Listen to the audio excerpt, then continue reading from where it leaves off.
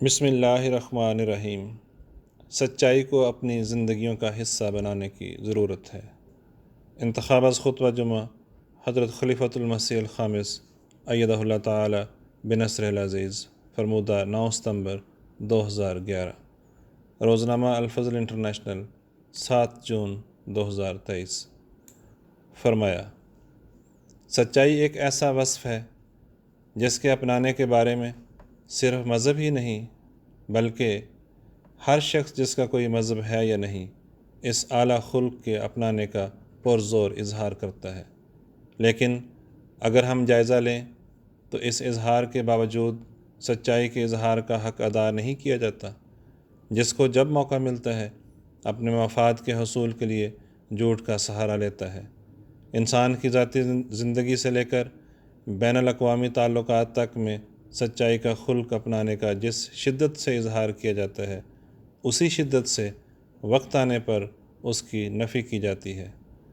اپنے مفاد حاصل کرنے کے لیے روزمرہ کے معمولی معاملات میں بھی جھوٹ کا سہارا لیا جاتا ہے، اور وہ حقیقی سچائی جسے قول سدید کہتے ہیں، اس کی نفی ہو رہی ہوتی ہے۔ کاروباری معاملات ہیں تو دنیا کا ایک بہت بڑا طبقہ ان میں جھوٹ کا سہارا لیتا ہے۔ معاشرتی تعلقات ہیں تو ان میں بسا اوقات جھوٹ کا سہارا لیا جاتا ہے۔ ملکی سیاست ہے تو اس میں سچ کا خون کیا جاتا ہے۔ بین الاقوامی سیاست اور تعلقات ہیں تو اس کی بنیاد بھی جھوٹ پر ہے۔ اکثر دفعہ تو یہی دیکھنے میں آیا ہے، حتیٰ کہ مذہب جو خالصتاً سچائی کو لانے والا اور پھیلانے والا ہے، اس میں بھی مفاد پرستوں نے جھوٹ کو شامل کر کے سچ کی دھجیاں بکھیر دی ہیں، یا کوشش کرتے ہیں کہ سچ کو اس طرح چھپا دیں کہ سچ کا نشان نظر نہ آئے۔ بعض لوگ تو اس بات پر یقین رکھتے ہیں کہ اتنا جھوٹ بولو کہ سچ جو ہے وہ جھوٹ بن جائے اور جھوٹ جو ہے وہ سچ بن جائے۔ یہ بے خوفی اور بے باکی سچائی کو ہر سطح پر پامال کرنے کی اس لیے پیدا ہو گئی ہے کہ خدا تعالیٰ پر یقین نہیں رہا۔ اگر خدا تعالیٰ پر یقین ہو تو ہر سطح پر جھوٹ کا سہارا اس طرح نہ لیا جائے جس طرح اس زمانے میں لیا جاتا ہے یا اکثر لیا جاتا ہے۔ ذاتی زندگی میں گھروں میں ناچاکیاں اس لیے بڑھتی ہیں کہ سچائی سے کام نہیں لیا جاتا، اور اس سچائی سے کام نہ لینے کی وجہ سے میاں بیوی پر اعتماد نہیں کرتا اور بیوی میاں پر اعتماد نہیں کرتی، اور جب بچے دیکھتے ہیں کہ ماں باپ بہت سے موقعوں پر جھوٹ بول رہے ہیں تو بچوں میں بھی جھوٹ بولنے کی عادت ہو جاتی ہے۔ نئی نسل جب بعض غلط کاموں میں پڑ جاتی ہے، وہ اس لیے کہ گھروں کے جھوٹ انہیں برائیوں پر ابھارتے ہیں۔ یوں لاشعوری طور پر یا شعوری طور پر اگلی نسلوں میں بجائے سچائی کی قدریں پیدا کرنے کے، اسے بعض گھر زائل کر رہے ہوتے ہیں، اپنے بچوں کو برباد کر رہے ہوتے ہیں۔ پھر باقی معاشرے سے تعلقات کا بھی یہی حال ہے۔ اسی طرح کاروباری جھوٹ ہیں۔ جیسا کہ میں نے کہا، بدقسمتی سے مسلمان ممالک میں یہ زیادہ عام بیماری ہے۔ سچائی اور صداقت کا جتنا شور مچایا جاتا ہے، اتنا ہی عملاً اس کی نفی کی جاتی ہے۔ اسی طرح ملکی سیاست ہے، اس میں عموماً جھوٹ کا سہارا لیا جاتا ہے، لیکن مسلمان کہلانے والے ممالک جن کو اللہ اور اس کے رسول صلی اللہ علیہ وآلہ وسلم نے سچائی پر قائم رہنے اور جھوٹ سے نفرت کرنے کی تلقین کی ہے، بڑی شدت سے ہدایت دی ہے، وہ اتنا ہی جھوٹ کا سہارا لیتے ہیں۔ گزشتہ دنوں پاکستان میں کراچی اور سندھ کے حالات پر جب ایک سیاستدان نے اپنے لوگوں سے ناراض ہو کر اندر کا تمام کچا چٹا بیان کیا، تو بعض سیاستدانوں اور تبصرہ نگاروں نے یہ تبصرہ کیا کہ سچائی کا اظہار سیاستدان کا کام نہیں ہے۔ سیاستدان سے یہ توقع نہیں کی جا سکتی کہ کبھی سچ بولے۔ یہ اگر سچ بول رہا ہے تو یہ سیاستدان نہیں ہے بلکہ پاگل ہو گیا ہے۔ اس کا انکار نہیں کیا کہ جو باتیں ہیں وہ غلط ہیں۔ تبصرہ ہو رہا ہے تو اس بات پر کہ یہ سچ بول رہا ہے، اس لیے پاگل ہے۔ تبصرے والے کہتے ہیں کہ اس نے اپنی سیاسی زندگی اور دنیاوی منفعت کو داؤ پر لگا دیا ہے، جو صرف ایک پاگل ہی کر سکتا ہے۔ گویا ان کے نزدیک یہ سچائی اور صداقت زوال کا ذریعہ بنے گی۔ یہ تو ان کا حال ہے۔